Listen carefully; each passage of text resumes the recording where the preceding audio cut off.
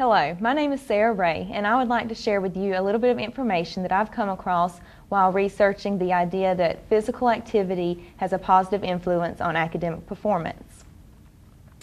This is a contemporary issue in today's society.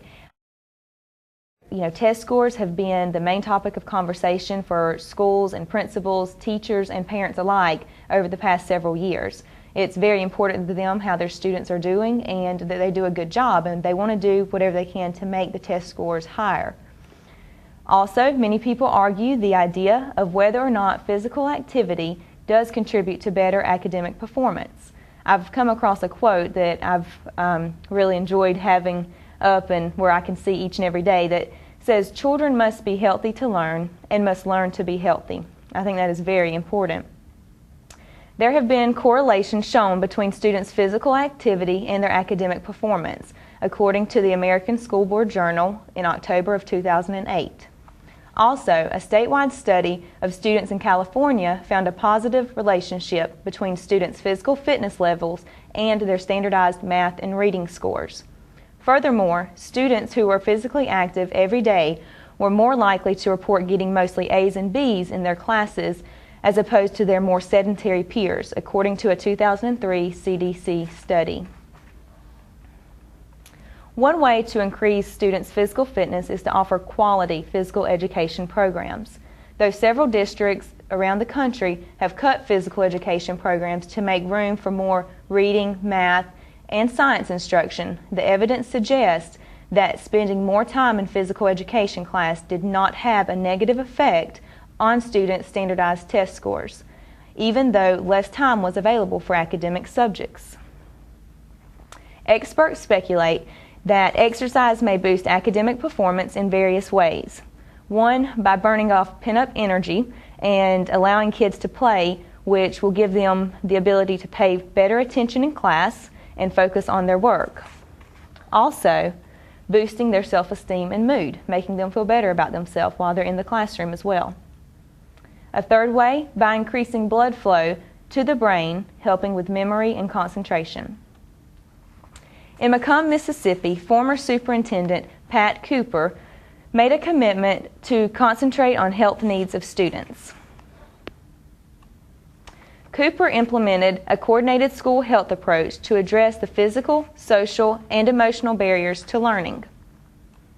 In his program were 8 components: school employee wellness, physical education, health education, nutrition services, parent and family involvement, school health services, mental health counseling, and environmental health.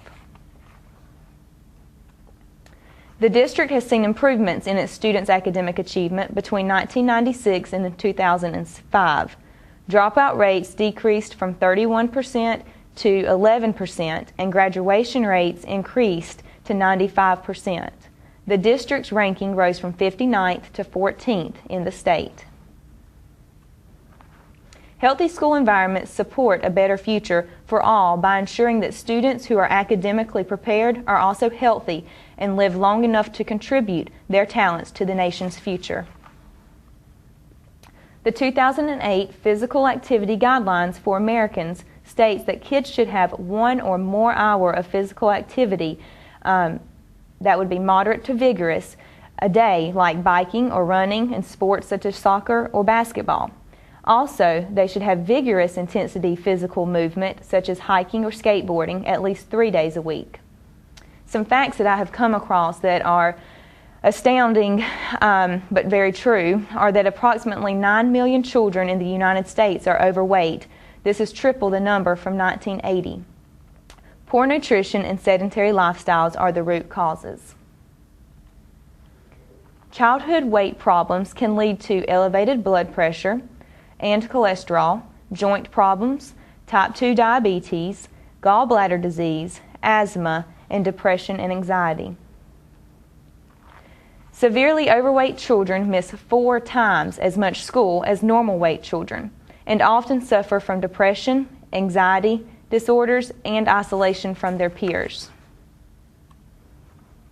Students who participate daily in physical education exhibit better attendance, a more positive attitude toward school, and superior academic performance. According to the President's Council on Physical Fitness and Sports, evidence suggests time spent in physical education does not decrease learning in other subjects. Youth who spend less time in other subjects to allow for regular physical education have been shown to do equally well or better in their academic subjects. In schools across the U.S., physical education has been substantially reduced, as mentioned previously, and in some cases completely eliminated. In response to budget concerns and pressures to improve academic test scores, yet the available evidence shows that children who are physically active and fit tend to perform better in the classroom, and that daily physical education does not adversely affect their academic performance. Schools can provide outstanding learning environments while improving children's health through physical education. I have found a study that was done in Michigan, over 214 sixth grade students from one public school. They divided the students into two groups. The first group went to a physical education class. The other group went to an exploratory class. They met every weekday for 55 minutes during one semester. The data measured over the course of the school year for the two groups of students included their height, weight, body mass index, and the amount of physical activity outside of school. Academic grades and fitness instruction time in the physical education classes were looked at as well. Students were asked about physical activity they engaged in outside of school. The physical education classes were observed 4 times during the semester, and students' activity levels, specifically the quantity and the type of activity, were recorded and analyzed. Academic achievement was measured from standardized test scores and students' grades in math, English, science, and world studies. What they found was that the involvement in vigorous physical activity was related to academic achievement. The students in the physical education class spent, on average, only 19 minutes of their 55-minute class engaged in moderate to vigorous physical activity. Given that this amount and intensity of activity had no correlation to the students' academic achievement, whereas there was a significant association between academic achievement and vigorous activity outside of school. The researchers concluded that there may be a threshold level of activity needed necessary to produce these potentially desirable effects. Students who engaged in vigorous activity outside of school at least 20 minutes per week, 20 minutes per day, 3 days per week, were found to have higher academic scores. What does this mean? Well, there is a positive correlation between vigorous physical activity and increased academic performance. In some cases, more attention needs to be paid to the amount of vigorous physical activity students receive during physical education in order to make a positive impact on the students' academic performance. However, students enrolled in PE had similar grades and standardized test scores as the students who were not enrolled in PE, despite receiving 55 minutes less of daily classroom instruction time for academic subjects. An interesting statistic that I came across was that 14 published studies analyzing data from approximately 58,000 students between 1967 and 2006 have investigated the link between overall participation in physical activity and academic performance. 11 of those studies found that regular participation in physical activity is associated with improved academic performance. Youth receiving additional physical activity tend to show improved attributes such as increased brain function and nourishment, higher energy, concentration levels, changes in body affecting their self-esteem, and better behavior. All of these things may support cognitive learning. Improved brain attributes associated with regular physical activity consist of increased cerebral blood flow, changes in hormone levels, enhanced nutrient intake, and greater arousal.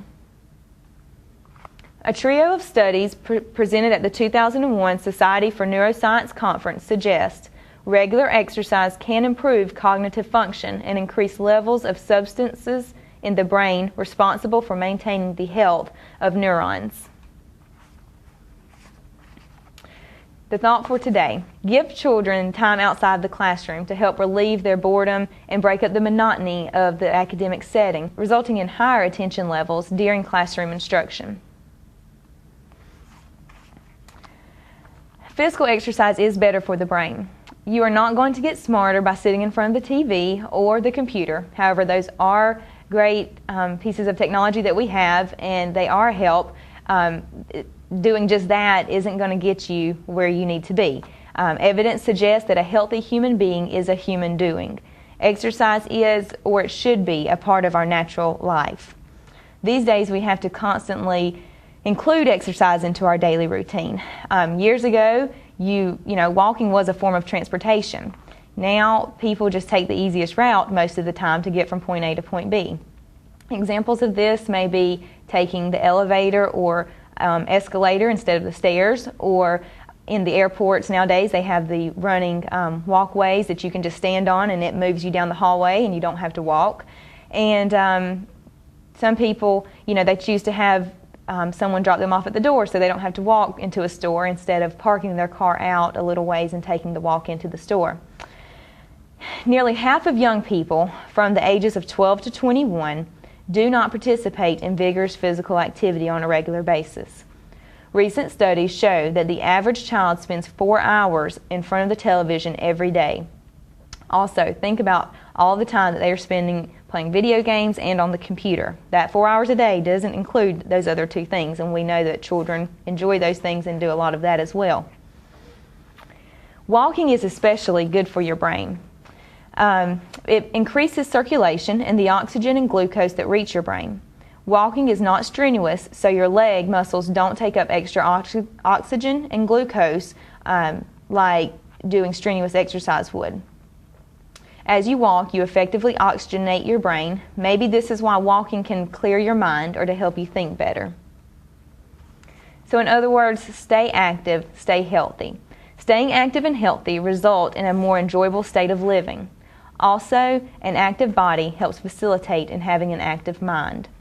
Thank you for allowing me to share this information with you today regarding physical activity and how it positively affects academic performance. Thank you.